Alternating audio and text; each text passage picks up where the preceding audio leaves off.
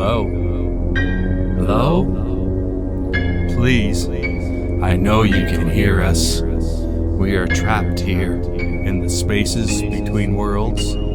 It is a wonderful yet terrifying place, and only our voices escape. You can help us. You can let us in before we go mad.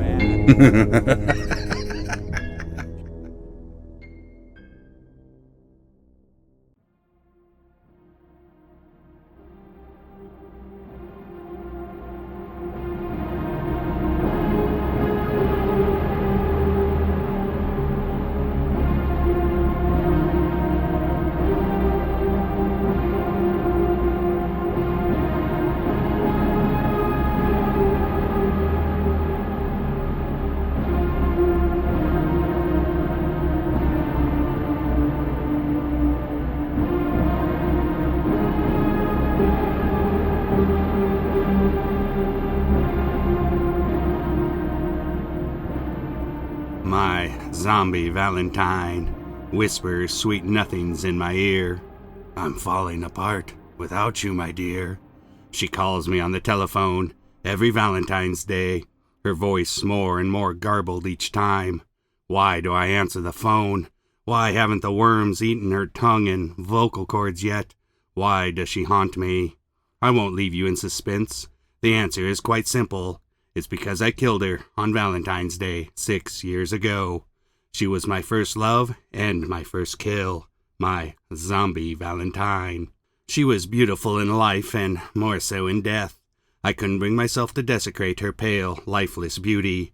I couldn't bear to part with her, so I buried her deep in the dirt of my basement cellar. I've killed 4 more since her, yet none so innocent, none so wonderful as my first, my Zombie Valentine. The others weren't worthy, so I cut them all to pieces and placed their parts into buckets of concrete before dropping them from my boat into the deepest depths of a nearby lake. 400 feet of water, not dirt, covers their final resting place. I never hear from them. I drop the phone back in its cradle. The girl sitting next to me on the couch cuddles closer, nuzzling her head into my chest. "Who is that?" she asked. "Nobody," I answer, "but it's a lie. It was my Zombie Valentine." "Should I be jealous?" my new girl teases. "No, not really," I say. Another lie. It was just some kids trying to prank call. 3 lies in a row. Why does lying come so easy? Why do beautiful women throw themselves at my feet? My microwave dings. The popping sound of the last few exploding kernels mixes with the pleasant smell of hot butter filling the air. Little does she know it, but my newest girl has sold her soul for a bag of popcorn and a Blockbuster rental. She belongs to me, and she will never leave my house alive. I'd met her at a rave countless weekends ago. Runaway street urchin, selling her womanly wares for a fix. I told her she was too young, too innocent, too drop-dead gorgeous to be selling herself for a fix. I'd wooed her with my photography credentials and promises of photo shoots and modeling fame. She ate it up. I took her home with me and promised to take care of her. I wasn't lying. I fully intended to take care of her. I nursed her through her withdrawals, the ever-patient, ever-loving nursemaid by her bedside day and night, gripping her sweaty, shaking hands, laying cold compresses on her forehead, cooing soft words of encouragement. When she'd come out on the other side, she worshipped and adored me. I was her savior. After that, a few hot baths, a few hot meals, and she'd cleaned up better than I could have ever imagined. She'd tried to repay me with sexual gratification, but I wasn't ready, and she loved me even more. What a naive little bitch. Did she really think she could take the place of my Zombie Valentine? Up until our photo shoot this morning, I never thought another could ever replace my first love, but this new girl could. She really could. Will she be my new Zombie Valentine? Time will tell, and time is drawing near. Shaking her off, I stand up from the couch.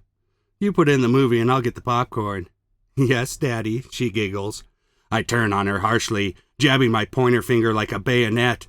"Don't you ever call me that!" Her soft green eyes widen, and for the first time I see fear. It's the only thing that arouses me. It's why I answer the phone when my Zombie Valentine calls. I leave her to fumble awkwardly with the plastic-encased VHS tape while I retrieve the popcorn from my microwave in the kitchen. Everything is coming together. I hum a soft tune as I dump our popcorn into a large plastic bowl, psyching myself up for the moment. I am what I am, photographer and surrealist extraordinaire, the artist that no one understands. I'm not your average serial killer, snatching victims willy-nilly, caving to my growing needs with no self-control. I take photographs to keep in my secret hiding spot. I invent, I create the perfect moment in time, always in search of my next Zombie Valentine. We munch on popcorn while watching a good-looking girl in tight red shorts being hung on a meat hook when the urge finally strikes, a chainsaw ready to rip and tear. My new Valentine is confused, to say the least. The swirling mixture of fear and confusion within her eyes almost brings me to full climax as I begin choking the life from her thin, frail body. My phone is ringing. It takes time to choke the life from someone, even more when they fight. The incessant ringing stops, and I hear heavy footsteps leading up from my basement cellar. The smell of putrid decay washes away the smell of butter in the air. The door flies open, and in strides my Zombie Valentine. She ambles towards us, a nightmare marionette of rotting flesh hanging from yellow bones. I'm falling apart without you, my dear, she croaks through a mouthful of gravel and dirt. My white-knuckle grip loosens from the throat of my newest victim as I succumb to the invading darkness of unreality. I awake in gray. The only light comes from the glowing static fuzz emanating from my television set. The feel of human jerky holding together remnants of my old Zombie Valentine meets with the nerves of my fingertips.